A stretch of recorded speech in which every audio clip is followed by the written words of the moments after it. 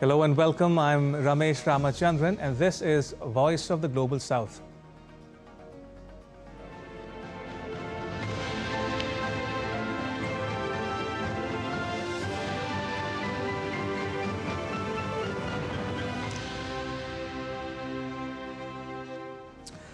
All right then, let's get started on the show this week.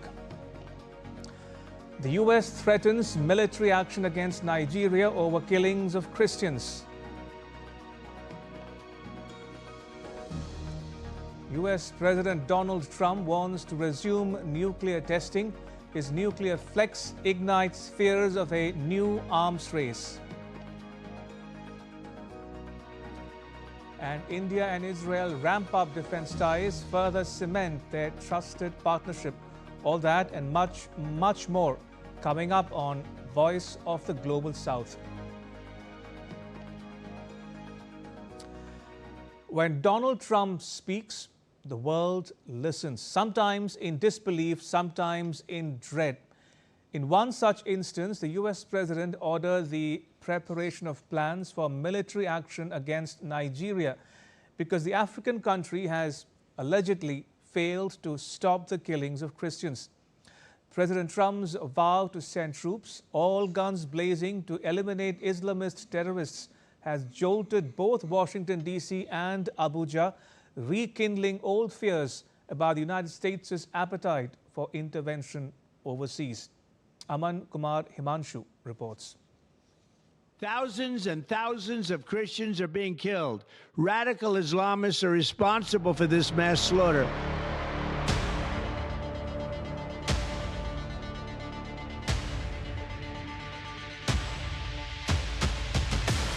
It all started on the 2nd of November when President Trump instructed the U.S. Department of War to prepare for military action against Nigeria.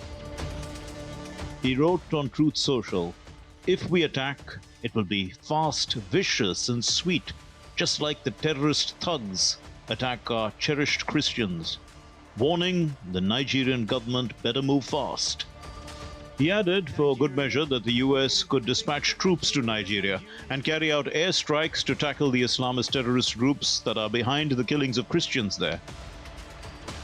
On Nigeria, just wanted to ask you, do you envisage U.S. boots on the ground? Could be. I mean, a lot of things I envisage, a lot of things.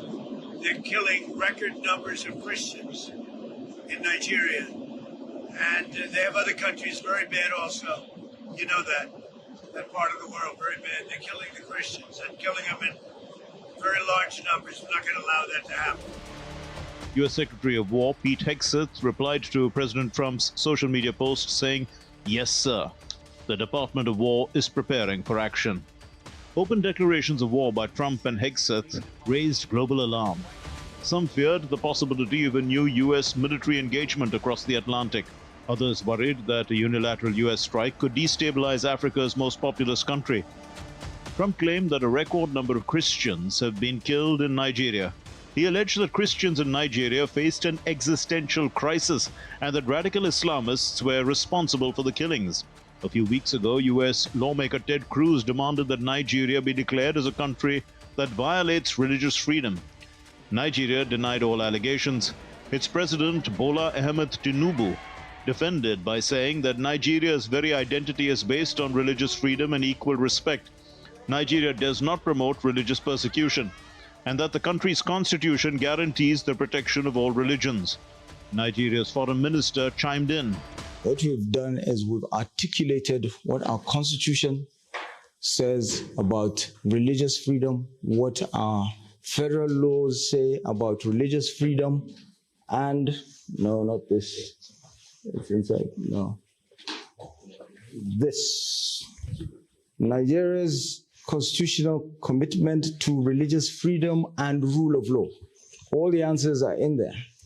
And this is what guides us. And this is what shows that it's impossible for there to be a religious persecution that can be supported in any way, shape, or form by the government of Nigeria at any level.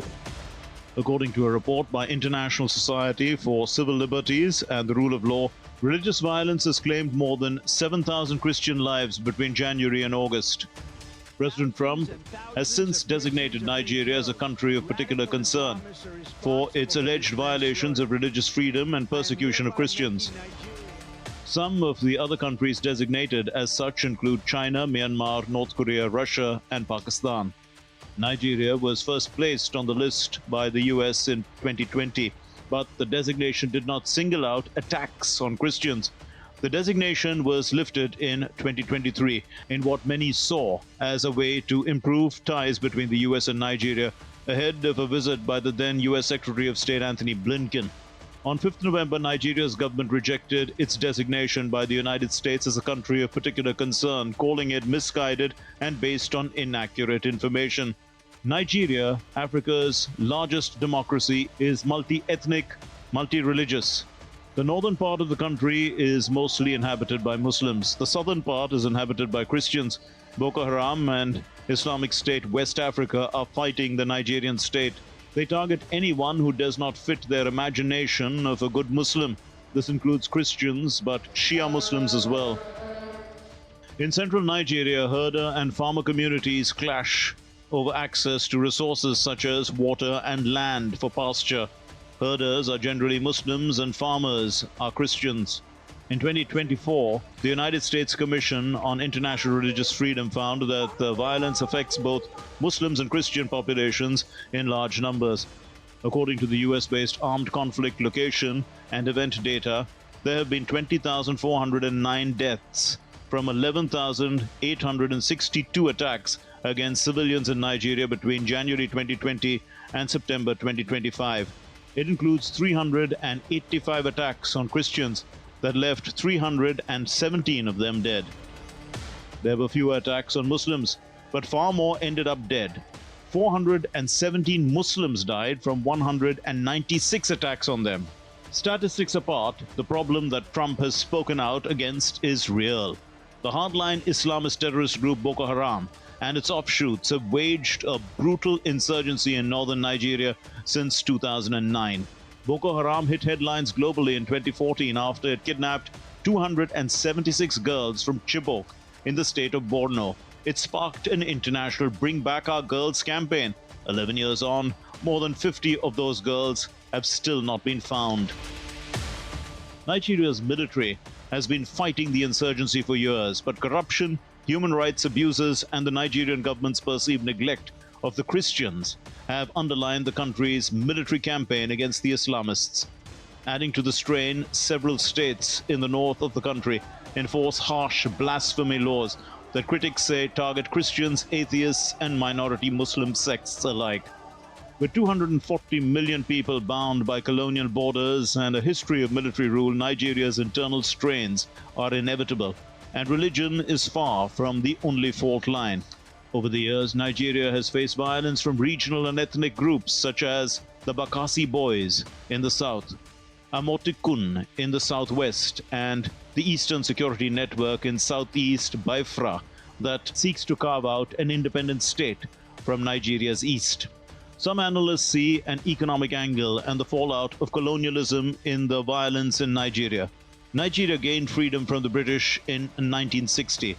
The colonial masters left behind a legacy of deep communal fault lines, inequality, and an education system enforced top-down, where northern Nigeria was disadvantaged. Inequality is still very high in Nigeria. Nigeria is among the largest economies in Africa, and crucially, the continent's biggest oil producer. It is home to the Dangote Petroleum Refinery, Africa's largest. On 1st November, Dangote announced that it would ramp up protection as Nigeria tries to cut down oil imports. Some other analysts suggested that President Trump's sudden interest in Nigeria was motivated more by developments in Washington, D.C. The plight of Christians in Nigeria has become a lightning rod for evangelical Christians in the U.S., who are a vital part of President Trump's political base. It aligns with a pattern where President Trump's foreign policy interventions are closely linked to his domestic political priorities, such as keeping drugs and migrants out, as seen in the simultaneous threat against Venezuela or helping white South African refugees. Amid all the blame games and threats directed at Nigeria, China has stepped forward to stand by Africa's largest democracy. As President Trump threatened military action and cut aid, Beijing moved swiftly to defend Nigeria's sovereignty and stability. A Chinese Foreign Ministry spokesperson said that China opposes interference by any country in the internal affairs of other nations under the pretext of religion or human rights, and opposes arbitrary use of sanctions and threats of use of force. As a key member of China's Belt and Road Initiative, Nigeria has become central to Beijing's growing influence on the African continent. With more than $1.3 billion in Chinese investments in Nigeria's lithium and mineral sectors since 2023, China's backing highlights both its deep economic interests and its broader strategic rivalry with the US. Just hours after President Trump's threat, police in Nigeria's capital launched a 3-month operation against criminal hideouts. Some are wondering why such efforts were not put into tackling the spate of insecurity across Nigeria before, considering the number of lives that were lost daily. Nigeria has said that it would welcome US assistance in fighting armed groups, as long as its territorial integrity is respected. Aman Kumar Himanshu for DD India. We have more nuclear weapons than any other country. Wrong. Russia, not the US, has the largest number of nuclear weapons in the world. Announced that they were going to be doing a test. Wrong. Russia tested 2 new weapons capable of carrying nuclear warheads. More on that in just a bit. And China's testing them too. You just don't know about it. Wrong again. There is no evidence of a Chinese nuclear test since 1996. What China is doing, though, is testing nuclear-capable missiles. In other words, much of what US President Donald Trump claims is, to borrow from him, fake news. Trump is just being himself when he sounds alarmist. But seriously, is Trump dragging the world into a new arms race?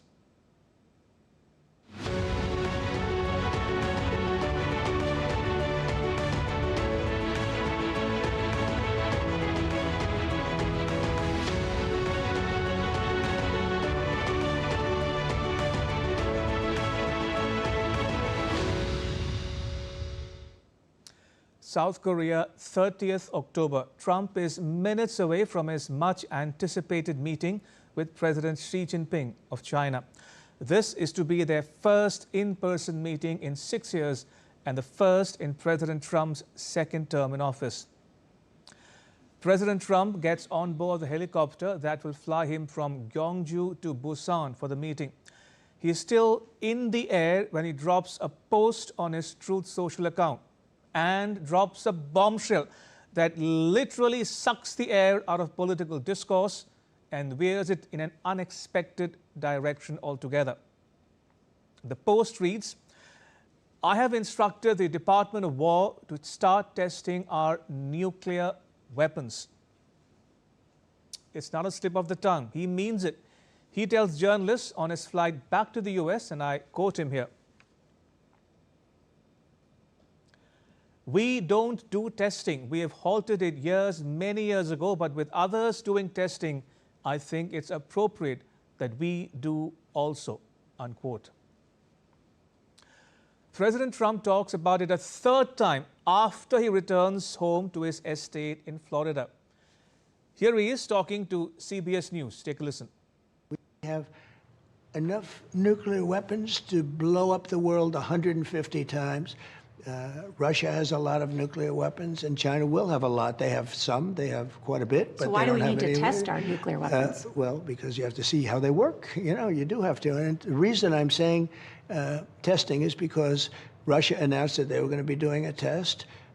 If you notice, North Korea is testing constantly. Other countries are testing. We're the only country that doesn't test, and I don't want to be the only country that doesn't test. Are you saying that after more than 30 years, the United States is going to start detonating nuclear weapons for I'm testing? saying that we're going to test nuclear weapons like other countries do, yes. But the only country that's testing nuclear weapons is North Korea. Well, China and Russia are not. Russia's testing So nuclear weapons. my understanding And is China's testing them too, you just don't know about it. that would be certainly very newsworthy. My understanding is what Russia did recently was test essentially the delivery systems for nuclear weapons, essentially missiles, which we can do that, but not with nuclear Russia's warheads. testing and China's testing, but they don't talk about it. You know, we're a open society. We're different. We talk about it. We have to talk about it because otherwise you people are going to report. They don't have reporters that are going to be writing about it.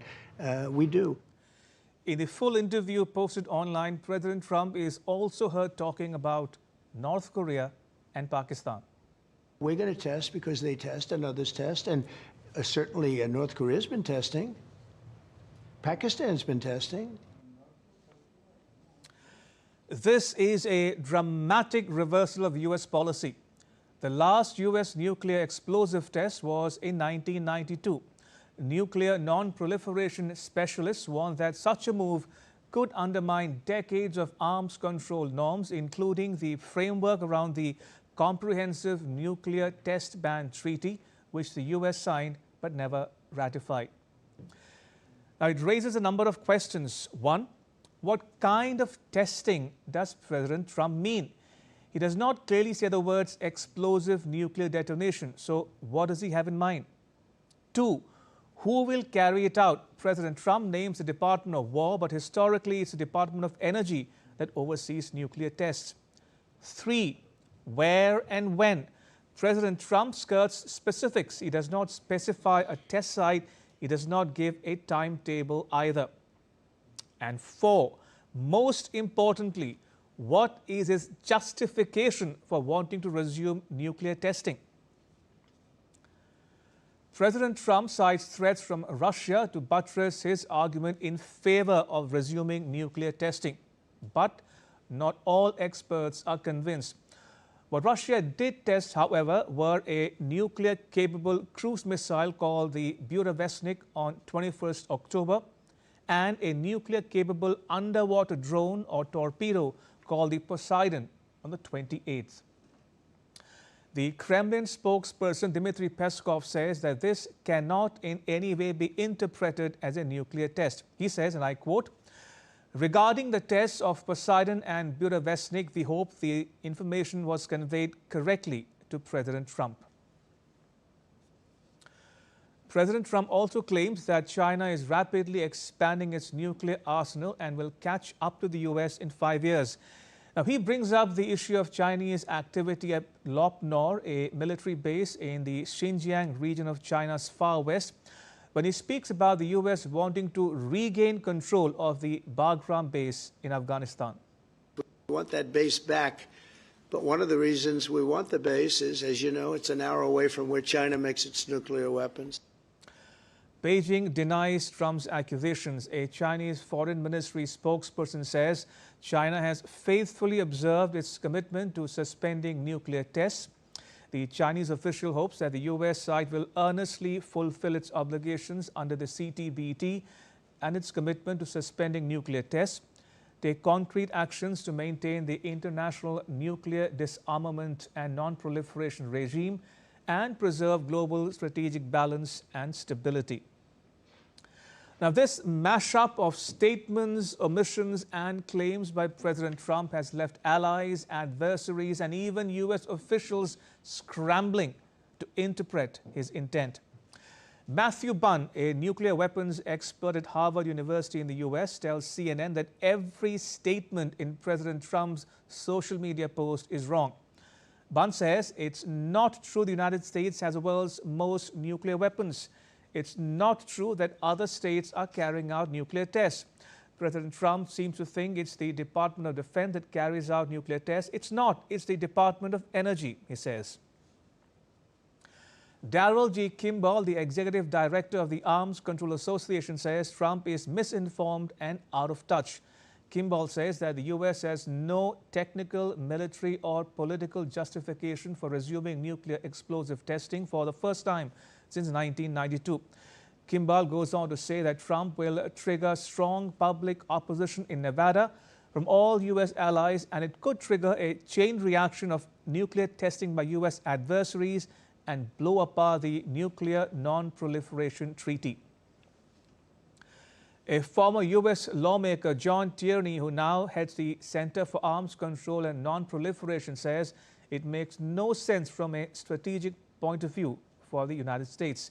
Tierney says one day he wants everyone to get rid of their nukes. The next day he wants to start testing.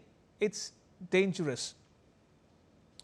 Robert Floyd, the head of the Vienna-based Comprehensive Nuclear Test Ban Treaty Organization, expresses alarm over President Trump's remarks. He says any explosive nuclear weapon test by any state would be harmful and destabilizing for global non-proliferation efforts and for international peace and security.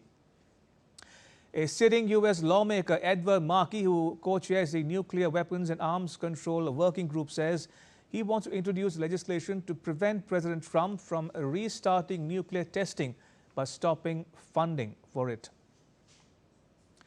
Iran's Foreign Minister Abbas Araghchi describes the move as regressive and accuses the U.S. of acting like a nuclear-armed bully. U.S. Energy Secretary Chris Wright has since clarified that the tests will not include actual detonations. Instead, they will involve all other parts of a nuclear weapon to ensure they can trigger an atomic explosion. But analysts warn of a potential spiral into a new arms race. The US-based Bulletin of the Atomic Scientists published a prescient article in February, barely a month after President Trump was inaugurated. It's titled, "Why It Would Be a Bad Idea for the Trump Administration to Conduct a Rapid Nuclear Test." It reads, "Restarting the U.S. nuclear testing program could be one of the most consequential policy action the Trump administration undertakes. A U.S. test could set off an uncontrolled chain of events with other countries possibly responding with their own nuclear tests, destabilizing global security and accelerating a new arms race." John Wolfthal, who advised both Joe Biden and Barack Obama on nuclear matters, says the world has returned to the arms race dynamics of the Cold War, where each side believes that nuclear weapons are important. He says Russia, the US and China are all investing tens of billions of dollars on new nuclear delivery platforms such as missiles, bombers and submarines. Remember, 4 of the 9 nuclear powers belong to the global south: India, Pakistan, China and North Korea. Now, Matthew Bunn of Harvard University tells CNN that if the US resumes nuclear testing, the country that would benefit the most would be China. The CNN article quotes a former US official as saying something similar, that the mere suggestion that the US may resume nuclear testing could give the green light to China to resume explosive testing, and the Chinese would benefit comparatively more than anyone else if testing resumed. There's no technical reason for the US to do this now, but for China, it could technically advance their capabilities. Let me close by talking to you about the film A House of Dynamite, which is trending on Netflix. It's garnered tens of millions of views already. The film is about an impending nuclear strike on the US. Who launched the missile? How did the US president respond to the threat? Did the world plunge into a nuclear war? The film doesn't answer any of these questions, and therefore it leaves the audience confused. And that is unsettling and gripping at once. The film lays bare the terror and uncertainty of a nuclear crisis and how nuclear proliferation is similar to living in a house of dynamite where a single spark could end everything.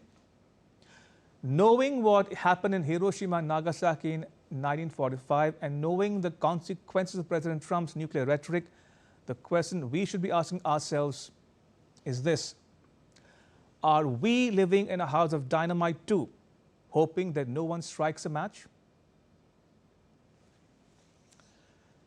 Israel's foreign minister visited India not to soothe frayed nerves but to cement a long-term partnership.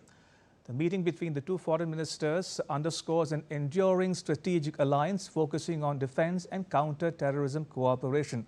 Aman Kumar Himanshu has more. It was Israeli Foreign Minister Gideon Sa'ar's first official visit to India. On 4th of November, he met with External Affairs Minister Dr. S. Jaishankar. Minister Jai Shankar characterized the bilateral ties as a strategic partnership in the real sense. He highlighted the high degree of trust and of reliability that exists between the two countries. India and Israel have a strategic partnership, and particularly in our case, the term has a real meaning. We have stood together in testing times, and we have created a relationship with a very high degree of trust and of reliability. Our two nations face a particular challenge from terrorism. It is essential that we work towards ensuring a global approach of zero tolerance towards terrorism in all its forms and manifestations. Minister Sar reciprocated this sentiment. He said that India is the future, the world's largest democracy and fastest growing economy, and a global superpower. I believe that India is the future. I told you that. India is the world's largest democracy and the fastest growing economy. India is a global superpower. Israel is a regional powerhouse. Our nations already shares a warm friendship. Our goal is to build a long-term strategic partnership between Israel and India. A major focus of the talks was terrorism. India called for a global approach of zero tolerance toward terrorism. Israel said that terrorism poses a common threat to both countries. Prime Minister Narendra Modi was the first world leader to speak with Israel's Prime Minister Benjamin Netanyahu in the wake of 7 October 2023 Hamas attacks. Likewise, Israel has consistently backed India's actions against terrorism. The Israeli minister condemned the 22nd April terror attack at Pahalgam in India, Jammu and Kashmir, earlier this year, which claimed 26 lives. He also outlined the security challenges that Israel faces in its neighborhood. These exchanges underscored mutual support and deepening partnership between the two nations, highlighting a relationship built on shared security concerns, trust and cooperation. Discussions also touched upon the Gaza peace plan. The Israeli minister said that eradicating Hamas's terrorist infrastructure is central to the plan. India supports the plan. Minister Jai Shankar hoped that it could pave the way for a durable and lasting peace. At a time when several democratic countries are trimming or suspending ties with Israel over the ongoing war in Gaza, India and Israel have moved ahead with a new defense cooperation agreement, reinforcing a strategic partnership that appears resilient to broader geopolitical headwinds. India and Israel held a meeting of the Joint Work Group and signed an MOU on defense cooperation in Tel Aviv. Incidentally, the agreement was signed on the same day the Israeli minister held talks in New Delhi. The MOU covers training, defense industrial partnership, science and technology, research and development, artificial intelligence, and cyber security. New Delhi and Tel Aviv have, for the last 2 decades, seen an uptick in their defense partnership, especially after the Kargil conflict in 1999. In the subsequent decades, the India-Israel defense partnership touched $10 billion. According to a report by the Stockholm International Peace Research Institute in 2021, India accounted for 37% of Israel's total arms exports. In recent years, a number of Indian companies have signed joint ventures with Israeli firms to produce arms in India. In 2021, the Israeli Traber X-95 rifles were supplied to India and later manufactured in India. Aman Kumar Himanshu for DD India. And with that, it's a wrap. Thanks for watching. Bye-bye.